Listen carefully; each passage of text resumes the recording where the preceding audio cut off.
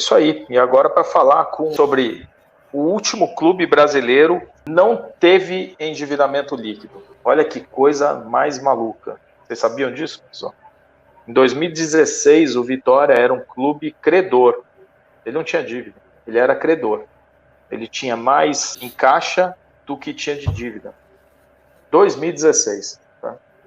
Os únicos clubes que viveram nessa situação foram o próprio Vitória, né, que já tinha isso em 2009, 2008, isso já tinha acontecido, desde que os balanços começaram a ser publicados. Né, o Vitória é um dos clubes que publica balanços há mais tempo, né, no futebol brasileiro. E aconteceu com o Atlético Paranaense também até o período pré-Arena. Vai lá, 2011, 2010, o Atlético também era credor. O futebol brasileiro é um futebol viciado em endividamentos e prejuízos, né, de alta monta. E o Vitória sempre foi um exemplo, né, quer dizer, até 2015, 2016, ele sempre foi um exemplo de clube que andava na linha, era um clube equilibrado.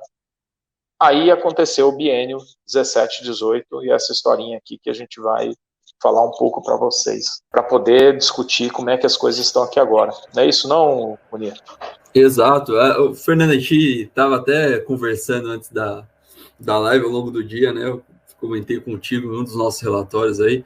Encontrei propostas de um antigo presidente aí de clube grande, prometendo muitas coisas sobre finanças, e a gente até comentou sobre o que acontece depois, né?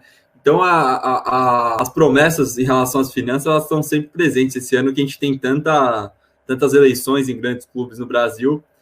Mas a gente conversou com o atual presidente do Vitória, né, o Paulo Carneiro, numa live, foi bem legal aqui no canal.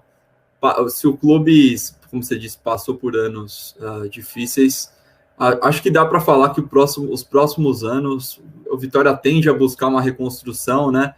Nesse caso aí, não sei se é só uma promessa. O Paulo Carneiro parece que, pelo papo que a gente teve legal com ele também, que as coisas devem se encaixar nos próximos anos. Né?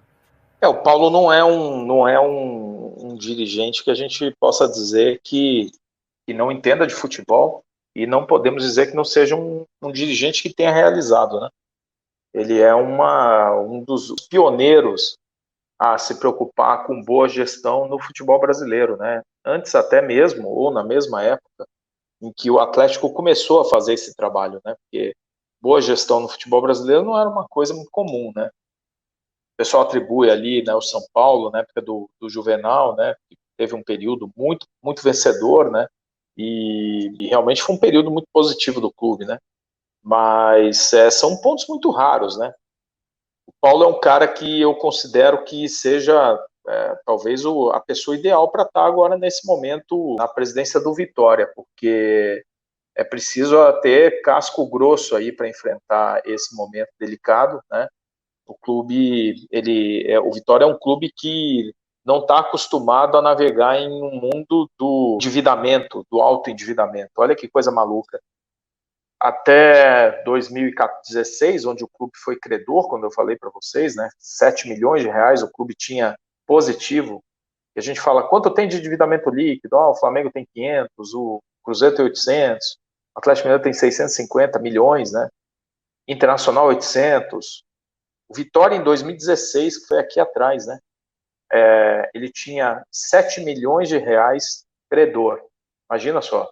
Se esse clube tivesse se mantido nessa condição, ele estaria agora numa condição absolutamente excepcional para mudar de patamar, né? Porque se a gente for pegar só como base de comparação, o arquirrival do Vitória, ele tem de endividamento líquido 224 milhões de reais.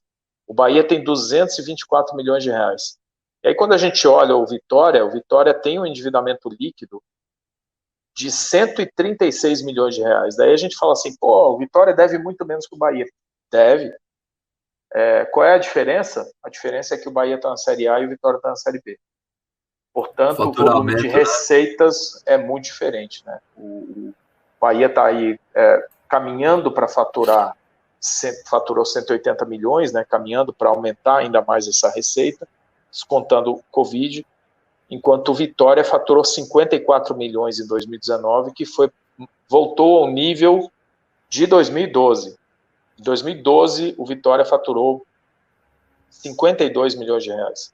Em 2019, faturou 54 milhões de reais. Uma queda brutal aí de quase 40% em relação a 2018. Né? O que foi a diferença? Cotas de transmissão. Né? Aquele caminho que já é sabido. Vamos lá, Moni, vamos dar uma... Show! O Leonardo Avatar tá falando que deixar o Paulo Carneiro 6 anos no Vitória, o sistema vai chorar. Ele pensa fora da caixa, visionário, pioneiro, estrategista. O pessoal elogiando o presidente. E tem torcedor do Bahia aqui também. O Fernando falou do Bahia. A análise financeira do Bahia tá aqui no canal também, viu, gente? Então, depois vocês assistam. Tem entrevista com os dois presidentes, com o Belintani e com o Paulo Carneiro. Tá tudo aí no canal, também, por isso que eu peço para vocês se inscreverem. Diga lá, Fernando. Bonito, desculpa. Também tem no canal do Bahia aquele vídeo, aquele gráfico dinâmico, né? É um gráfico de 2 minutos que a gente preparou aí para os clubes. Vai ter o do Vitória também, que vai estar no ar aí nos próximos dias. Em 2 minutos você vê, através de gráficos, a vida financeira do clube inteiro nos últimos 10 anos. É muito legal. 2 minutinhos está aí no canal, tem de vários clubes. Você procura lá na playlist Análise Financeira que você encontra. É isso aí. Bom, mas vamos lá então. O Fernando já fez alguns destaques aqui, mas fez uns destaques históricos. Eu queria te ouvir agora um pouco, Fernando, sobre o ano que a gente está analisando. A gente traz dados desde 2010 aqui na nossa análise, mas o foco maior é no balanço publicado pelo clube em 2019. Eu queria te ouvir um pouco sobre o que foi o ano do Vitória 2019, Fernando. Como você avalia? O ano de 2019, ele, do ponto de vista financeiro, o clube se controlou, né? Porque o que aconteceu? O que aconteceu foi que houve a queda para, né? Quer dizer, ao você ir para a Série B, você teve uma redução brutal de receitas. As cotas de TV, por exemplo, caíram 68%, caíram para 17 milhões, de 48 para 17 milhões, são 68% de redução, né? 31 milhões de reais a menos, né? E a receita bruta caiu, né, 39%. Então, 39% para 54 milhões. Então, quando a gente olha a receita do Vitória em 18, ela foi de 88 milhões, ela cai para 54. Aonde que o bicho pegou? Pegou na receita de TV, que caiu, né, quer dizer, caiu 68%, de 48 milhões para 14,2 a TV, mais 2,6 de cotas de participação, 17 milhões, ou seja, 68% de queda. Aí quando você vai ver a negociação de atletas melhorou, subiu 29%, esse foi um ponto positivo. O clube tinha faturado em 2019 17 milhões, foi para 21. Tá? E aí receitas como bilheteria, por exemplo, match day, né? 12 milhões de reais de match day, entre sócios e bilheteria. De 2 milhões de bilheteria e 10 milhões como aos sócios. É um volume muito pequeno. Se a gente for comparar, você tem outros números aí, Munir, para comparar? Não, agora eu já pego, Fernando, já pego. Então, procura aí para a gente passar para o pessoal, tá? Uma queda muito grande, receita de marketing, publicidade, patrocínio, é 83% de 6,5 para 1 milhão, né? É uma redução muito significativa. Foi menor do que o clube arrecada com time mania, né? Então, essa foi a composição. Eu digo que o clube, de uma certa maneira, reagiu rápido, porque quando você cai da Série A para a Série B, né, gente, o efeito é devastador, né? Eu costumo dizer que é que nem você ter uma loja na Oscar Freire e, de repente, você muda a tua loja para Sapopemba, nada contra Sapopemba, mas uma capacidade de venda muito menor, né?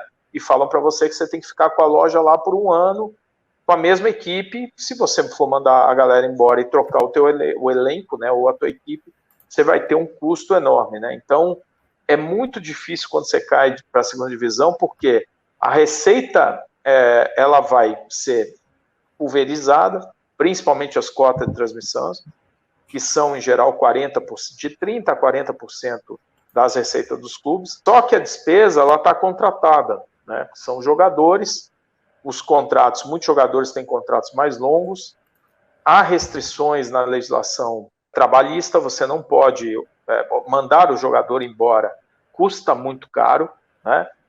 Você tem as multas e tudo mais. Então, se você está na Série A e você está com um elenco recheado de jogadores caros, de contrato longo, quando você cai, é uma carnificina, porque você tem redução de receita e uma despesa alta contratada. Quando você não tem segurança que o teu time vai se manter na primeira divisão, principalmente quando você não tem acesso às maiores cotas, como alguns clubes têm, o que você tem que fazer? Você tem que fazer contratos mais curtos, né? E contratos mais curtos não são todos os jogadores que aceitam. Os melhores atletas, eles forçam para ter contratos mais longos, né? Porque em caso de rescisão, né, como num caso de um clube ser rebaixado, e aí o clube tenha que rescindir, eles recebem uma bolada, né? Então, o cobertor é muito curto na hora de fazer essa... Por quê? Porque as cotas de transmissão são ainda muito desequilibradas, principalmente no que diz respeito ao pay-per-view. Nas outras, são menos desequilibradas hoje do que foram no passado, né? Mas aí você tem esse cobertor curto. Quando o clube cai, você tem que reduzir a despesa, só que você tem limitação, como eu disse, para reduzir rapidamente. O Vitória até foi competente nesse processo, né? Ele cortou as despesas em 40%. Então foi um clube que perdeu 39% de receita, mas cortou a despesa em 40%. Sim. É isso que tem que fazer. A maior parte dos clubes não consegue reagir a tempo ou não quer, porque faz aquela aposta do tipo assim, eu vou ficar aqui, mas eu volto ano que vem, né?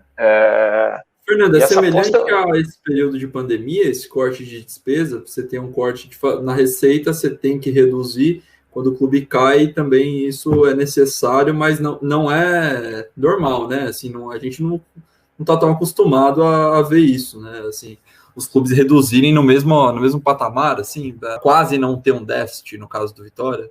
Ou isso...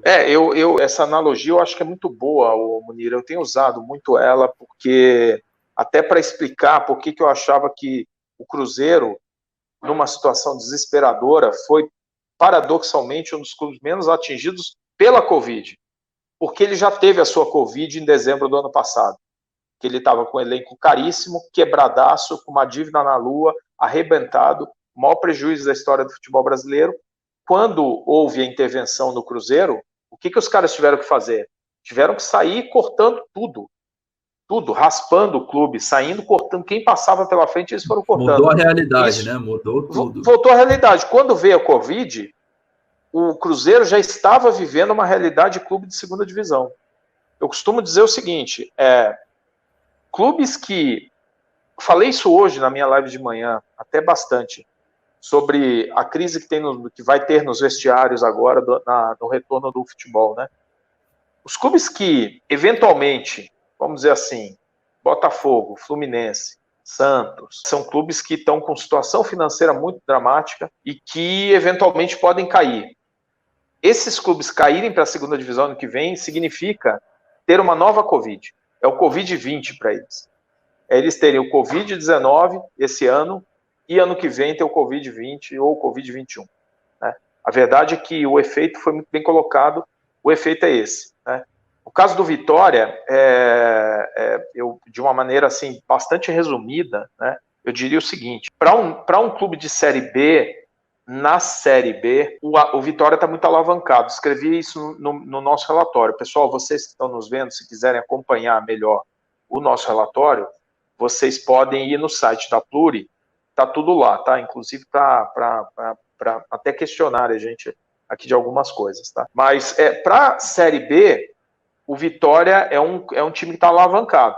Por quê? Porque a Série B não gera o volume de receita suficiente para o Vitória fazer frente ao endividamento líquido de 136 milhões de reais. Tá? Se o Vitória voltar para a Série A, e há uma possibilidade bem razoável, no meu modo de ver, o endividamento de 139 milhões, ele já não é mais esse peso todo. Porque a tua cota vai lá em cima, você tem um monte de receita, e aí você, para chegar em 100 e poucos milhões de faturamento, é muito rápido. E aí, o Vitória estaria numa condição muito diferente da que está hoje.